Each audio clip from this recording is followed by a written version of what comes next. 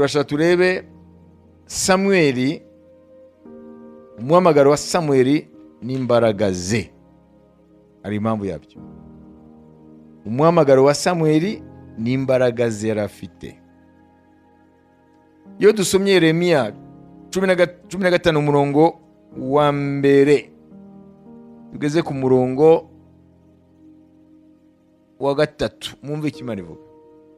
Maze Uwiteka arambwira ati, nubwo Mose na Samweli bahagarara imbere, umutima wanjye ntabwo nawerekeza kuri aba bantu. Ubakure mu maso bagende. Nibakubaza bati tujye he, nawe ubabwire uti uko ni Uwiteka avuze ngo, abakwiriye gupfa bapfe, n'abakwiriye inkota barimbuzwe inkota, kandi abakwiriye inzara bicwe n'inzara, n'abakwiriye kujyanwa ari imbohe bagendeho imbohe, kandi nzabategekera uburyo bune bwo kubahana, ni Uwiteka avuga.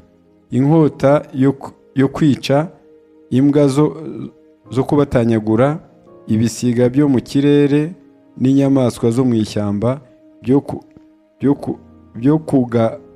byo kugasha no kurimbura. Imana iravuga amagambo ku bwoko bwayo bwayinaniye. Ni ukuvuga ngo Imana irazana jijima ku bwoko bwayo. Imana ibwira Yeremiya ngo, nubwo abagabo babiri bahagarara imbere yanjye, Mose na Samweli. Ni bande abo bagabo? Mubaziho iki? Ese Mose ko twamuyizeho ibintu bitari bikeje ubundi, twamuvuzeho iki? Niki tugiye kuri Mose? Munyibutse bimwe muri byo. Kwihangana, kwizera, guca bugufi, umwinginzi. Hano Imana iravuga Mose nk'umwinginzi mukuru na Samweli umwinginzi. Kuko abagabo babiri bakundaga ubwoko bw'Imana mu buryo iteka Imana yavugaga ko yaburakariye, ko iri wasuke umujinya wayo, baratakambaga. Ni muzi Samweli ukuntu yatakambye ku bwa Sawuli, ngo Imana ntimuvaneho ingoma, ntimukure ku ngoma. Imana yavuga ngo aba bagabo babiri Mose na Samweli, ngo niba bahagaze imbere yanjye batakamira ubwoko, sinzabumva, ko yamaze kudesida, yamaze gufata icyemezo cyo kubarimbura. Wajubise ngo abo gupfa bagende mu rupfu. Chasse loin de ma face qui s'en aille. Nibagende kure yanjye. Ngo nibakubwira ngo tujye, wabwire ngo ainsi paraît-il à la mort ceux qui sont pour la mort. Ngo abo gupfa nibagende bapfe. À l'épée ceux qui sont pour l'épée. Ab'inkota bagende ibarye. À la famine ceux qui sont pour la famine. Ab'inzara bagende bahure nayo. À la captivité ceux qui sont pour la captivité.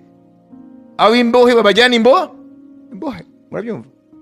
Iyi ni Imana. Ngo Imana n'urukundo. N'urukundo, ariko ugiye kumenya fasi zose z'Imana. Iyi Mana ntabwo yahindutse. Hahindutse dispensation. Iyo bijya gukora, ariko ntabwo yahindutse.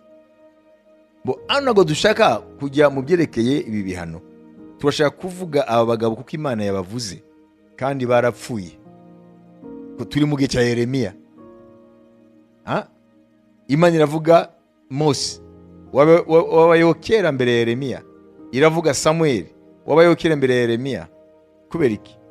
Kuko bari abagabo de grands intercesseurs. Bari abagabo bingingaga Imana ikabumvira. il plaidait avec Dieu.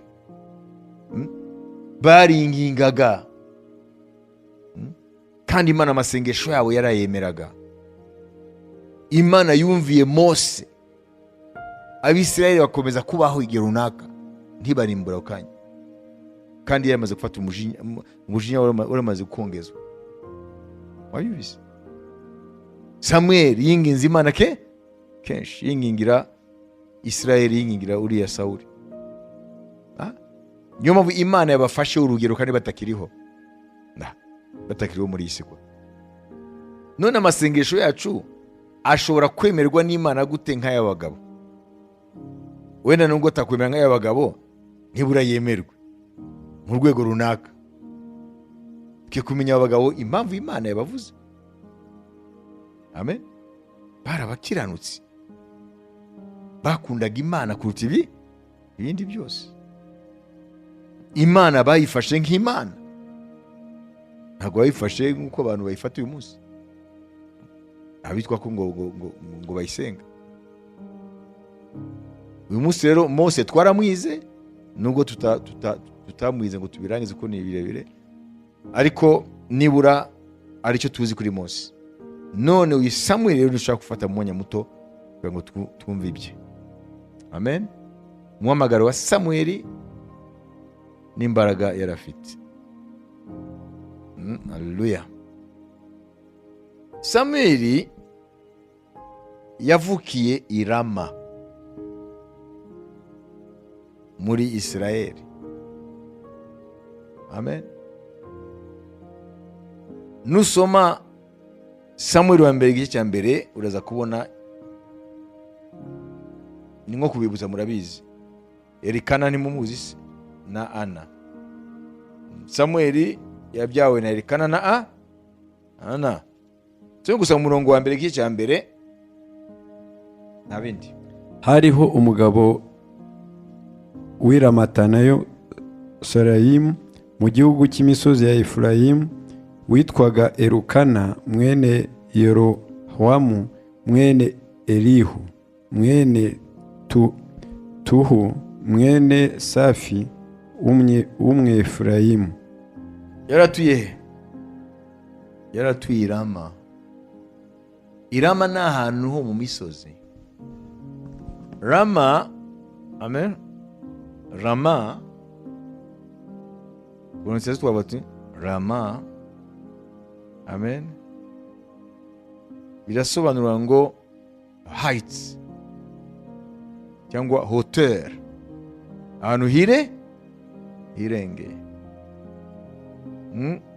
cyangwa stronghold, ahantu ubona mu ntambara abariho ahantu nko ku musozi hejuru, uwafite akaba afite avantage ku bandi bararwana, niyo bita stronghold.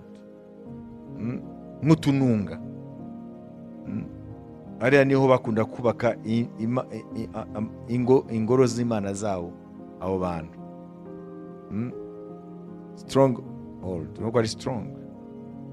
Uvuga ngo rero Rama bisobanura ngo ahantu itaruye, height, in high position, hejuru. Niho Samuel yavukiye, niho yakuriye. Amen. Haleluya. Atangiye no gukorera Imana. Amen. Mumva ko bavuga ngo amaze gukora ibintu ibi ngo ataha iwe Irama. Niho ivuko rye. Akaba ari n'umulewi, ko ntabwo yaba n'umutambyi atari umulewi. Akaba yaravutse kubyo nyina yavuganye n'Uwiteka agahiga. Namu umwana w'umuhungu uko yari ingumba, akamubara mu gisuzuguro kuko uriya Penina yahoraga amubabaza mukeba we. Hanyuma ngo azamwegurira Uwiteka. Amaze kumucutsa yahise amutwara i Shilo, niho hari ubuturo bw'Imana buriya bwavuye mu butayu, bwa buturo Mose yubatse. Amen. Ingoro ya Salomo hano ntabwo irubakwa. Haleluya. Nuvuga ngo bamaze kwambuka Yorodani, buriya buturo babushinze nitwa Shilo. Abisirayeli bahoraga bajya Shilo, rero ku nzu y'Imana niho hariho bwa buturo, niyo yari inzu y'Imana. Mu gihe rero cya Penina na Ana n'umugabo wabo Elikana, amen, Eli n'abana be nibo bakoraga umurimo w'ubutambyi i Shilo, ihema ry'Imana ry'ibonaniro. Ana rero amaze kubyara Samweli nk'uko yabibwiye Uwiteka, amaze kumucutsa aramutwara amushikiriza Eli. Ariko muri icyo gihe uwo mwana Samweli ageze i Shilo kwa Eli, situation spirituelle yari mbi, ubuzima bwo mu mwuka bwari bubi, ngo ijambo ry'Imana ryari ingume, nta yerekwa ntaki, kubera ko ibyaha byavangagwa no gusenga, kubera ko abana ba Eli bakoraga ibyangwa n'Uwiteka, basuzuguza ubuturo bw'Imana n'ibitambo by'Imana n'ibiki byose. Hanyuma Samweli igihe nyina yamujyanaga kwa Eli, haleluya, nubwo yari umwana n'ikanzu yamudodeye n'iki byose, yatangiye kwambara ka efodi kangana na taye ka Samweli gato, kari gafite efodi, kandi efodi twabonye hano ko ari umwambaro w'abatambyi. Amen. Muribuka iyo twavuze Terafimu, murabyibuka, na Timimu, aho umutambyi mukuru yabishyiraga. Muribuka tunike ya mbere, sibyo, umwenda w'imbere, hanyuma ikanzu, hanyuma efodi, amen, haleluya, hanyuma pectoral yayindi ijya gutya, sibyo, hanyuma akaba ifite umufuka bashyiramo twatubuye tungahe, hanyuma iriya pectoral ifite amabuye 12. Byose murabyibuka. Ka Samweli rero nubwo ari kana bari bakagoreye efodi ingana nako. Amen. Nubwo ari akana karafite efodi rega, bigatuma nijoro Imana iza kuvugana nako. Amen. Imana ikareka Eli ikajya kubwira kakana, nikari bwumva Imana ivuga, kakibaza ko ari Eli yagahamagaye, akajya kumva ati urampamagaye, atoya tururyame, kandi sanduka y'Uwiteka yaraho. Hanyuma Imana yazavuga kabiri, kibaza ko ari Eli, kajya kubaza Eli, Eli uyu mwana Imana iramuhamagara, mwumva rero wa mwana ugenda uryame, ngo niyo iryo jwi ryo kuza uvuga uti karame Uwiteka avuga, umugaragu arumva, nikafite efode se. Imana yabwe icyubahiro.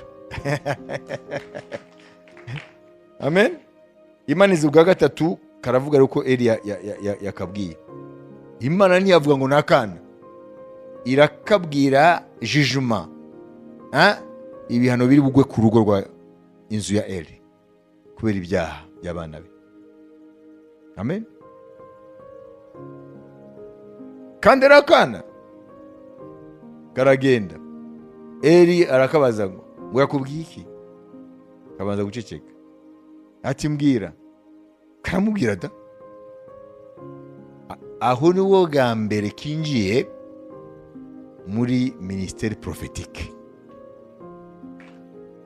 kinjiye mu muhamagaro w'umuhanuzi w'Uwiteka, kaderivira ijambo ry'Uwiteka rizasozwa ku muryango wa Eli, kandi arakana. Haleluya.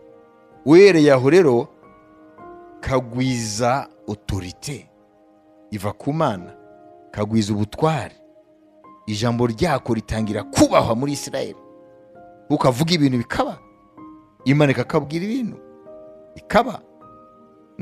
Imana itangira kugarura igitinyiro cyayo. hanyuma ibyo kavuze kuri Eli n'umuryango we birasohora. Abana be bagwa ku rugamba na Eli arapfa,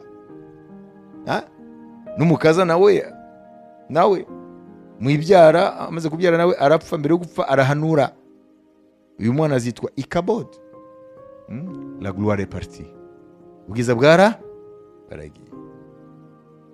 Uyu Samweli rero yabaga, murumva ko yabaga i Shilo ariko akaba aturuka hehe? i Rama. Rero muge rero amaze kuba mukuru, akaba umugabo, amen, ndetse akinjira rero mu buryo busesuye mu murimo w'ubucamanza. C'est le dernier juge d'Israël, niyo mucamanza wa nyuma. Samuel niyo mucamanza wa nyuma, amen. Prophète, mwabyumvise, kandi ni juge, umucamanza, ni umuhanuzi kandi umucamanza. Noneho Samuel, amen, yigira gato y'Irama. Nuvuga ngo Irama, ahantu atari kure y'Irama, Samuel ahashinga ishuri kugira ngo aforme abahanuzi.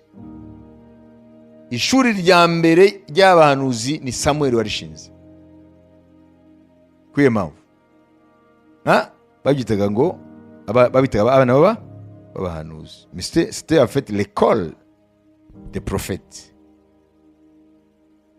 Ayishinga ahantu yitwa Nayoti, amen, atari kure y'Irama.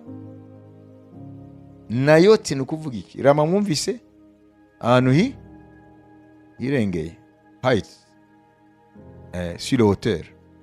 Hanyuma Nayote biravuga dwelling places, ni ukuvuga ngo